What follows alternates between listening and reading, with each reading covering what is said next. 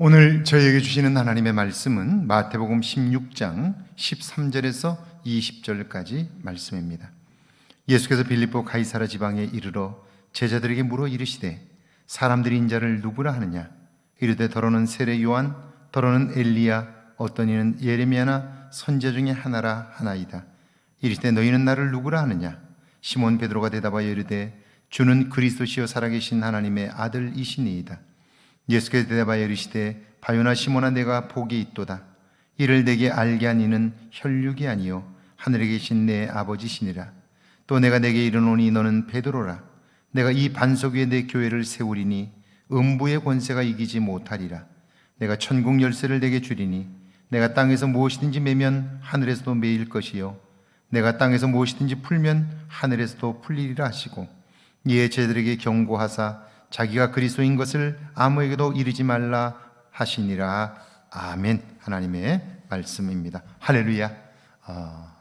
복되고 아름다운 날입니다. 하나님 주시는 은혜가 새해 벽두에 여러분과 함께하기를 주의 이름으로 축원합니다. 목사님 한 분이 교회 청빙을 받아 부임했습니다. 교회는 목사님을 위해 환영 만찬을 열었고요. 그것에 참석한 권사님 한 분이 말합니다. 목사님, 수많은 교인들의 요구를 다 맞추시려면 쉽지 않겠습니다. 그래요. 그 말에 목사님이 대답합니다. 제가 이곳에 온 것은 사람의 비율을 맞추려는 것이 아니라 하나님을 기쁘시게 하기 위함입니다. 여러분이 제게 맞추고 제가 하나님께 맞추면 교회는 하나님을 기쁘시게 할 수 있습니다. 그래요. 여러분, 교회란 수많은 사람들이 모이는 곳이잖아요. 다양한 사람들, 생각하는 게 다르고 그리고 반응하는 게 다 달라요.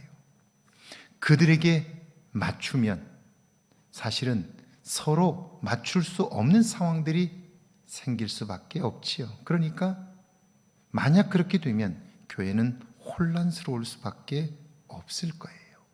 그런데 만약 교인들이 목사님에게 맞추고 목사님이 하나님께 맞출 수만 있다면 그러면 교회는 하나가 될 수 있는 거예요.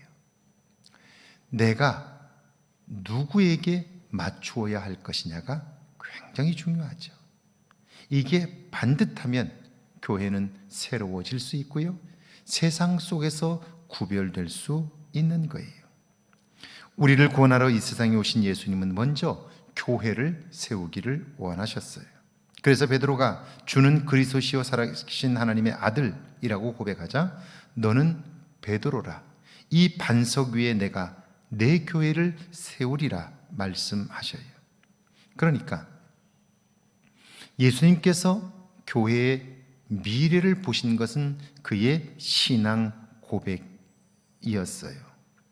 자, 그 신앙 고백이란 뭐냐면 주는 그리스도시요 살아계신 하나님의 아들이라고 하는 거예요. 예수님은 내 생명의 주인이시며 그리스도 메시아 구원자이십니다. 그분은 하나님의 아들이셔서 오늘도 살아계시고 우리와 함께 하시는 분입니다. 이 고백이 결국 교회의 기초가 되었다는 거예요. 교회가 다툼이 생기는 모습들을 보면 모두 다 자기 생각을 이야기해요. 내 생각은 그렇지 않다라고 이야기해요. 교회는 내 생각을 이야기하는 곳이 아니고요. 이 교회의 주인이신 하나님의 생각을 이야기하고요. 교회의 기초인 예수님, 구원자이신 그분의 생각을 이야기하는 곳이에요.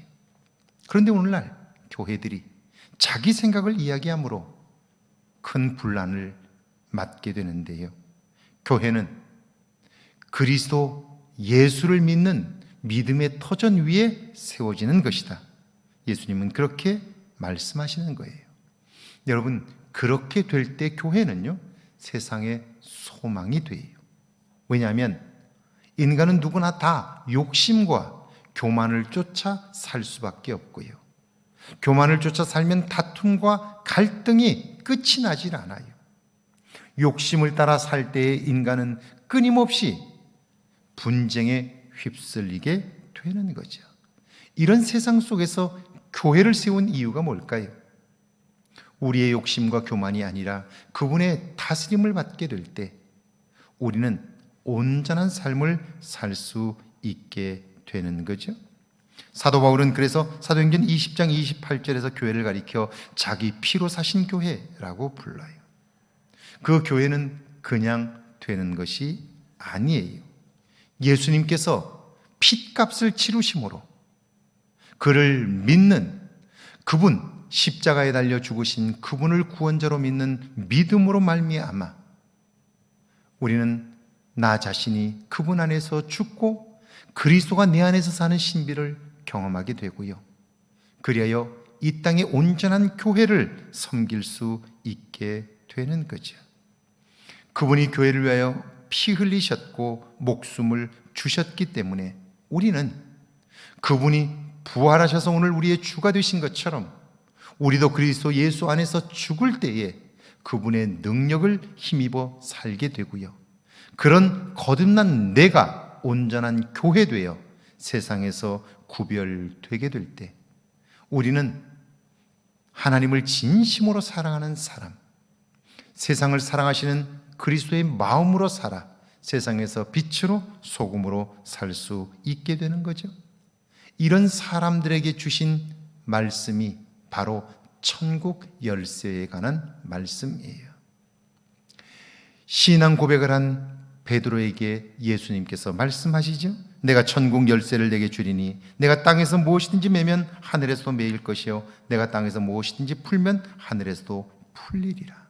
하나님은 교회를 통하여 일하시는데 그 교회는 건물이 아니고 예수를 그리스도로 믿어 거듭난 사람들의 모임이에요.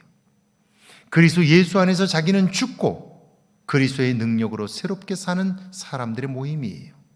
그들을 통해서 하나님은 하나님의 살아계심을 나타내게 되는데 그들이 입술로 무엇이든지 구하면 응답받게 되는 거죠. 천국 열쇠입니다. 하늘에 있는 것을 얻을 수 있게 된다는 거죠. 그러면서 예수님은요, 한 가지 더 약속해 주셨어요. 내 이름으로 두세 사람이 모인 곳에는 나도 그들 중에 있다고 말씀하세요. 내 이름으로 두세 사람이 모인 곳, 그것이 바로 교회이지요. 그분의 다스림을 받는 사람들의 모임, 그곳이 교회인데요. 그런 교회를 통해서 예수님은 놀랍고 귀한 일들을 이루시고 영광을 받으시는 거예요. 예수님은 그런 자기 교회를 사랑하셔요.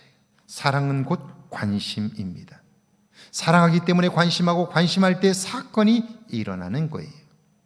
그분이 우리를 사랑함으로 우리의 삶의 변화가 일어나고요. 우리가 그분을 사랑함으로 그분의 영광이 나타나게 될 때 여러분, 나를 통해서 이 땅은요, 새로워지게 될 거예요.